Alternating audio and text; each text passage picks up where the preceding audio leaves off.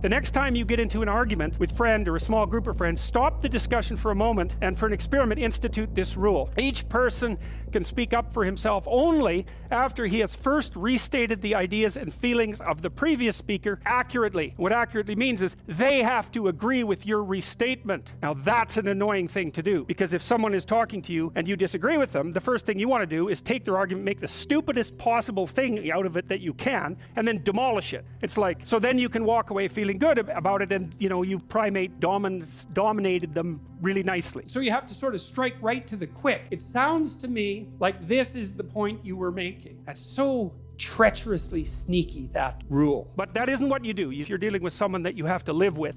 And the other thing I would say is, if you're going to speak about something, you have to have multiple stories at hand that you can use to illustrate your point. Use your personal experience, because that's something that you're actually a master of. You can bring in other material, but it has to be tied to the real world through your own experience. Otherwise, it's not real. And the other thing I would say is, you're telling stories, so every fact that you relate, or every set of facts, has to be tied to a story. There has to be a meaningful output, which is, how does this fact change the way you perceive the world or act in the world? That's the meaning of the fact. So you need to know that. Sometimes if you listen to someone, they discover the limits of their own argument. They think, oh, so they lay it out and they think, oh, well, I'm really not as mad about that as I thought, or, oh, that isn't exactly what I meant, or maybe there's something else going on here that I didn't understand.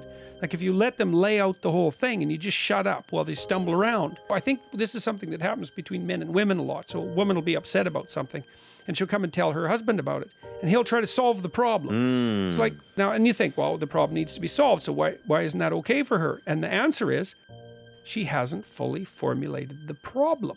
Like, it takes a bunch of digging to get to the bottom, so you have to shut up and let that happen. And one of the things that really shocks me, young men in particular are never taught this. And it would be so lovely if our educators were wise enough to communicate this appropriately to young men who are striving forward, and to let them know in no uncertain terms that if they want to make themselves into forces to be contended with, that there's no surer route to that than an exceptional poetic literacy. And what's the alternative? You want to be inarticulate? You want to say ah and like and and pause and stumble and be unable to compel and convince other people, to entice them with articulated vision of what might be? You want the opposite of that? You would choose awkwardness over grace? It's preposterous. It's beyond foolish. So how do you become articulate? Well, by paying attention to what you say. That's a good start. And what do I mean by that? You can think of this as an analogy. So imagine that you're trying to walk across a swamp, and the swamp is murky, but you know there's a path. You know there's a path of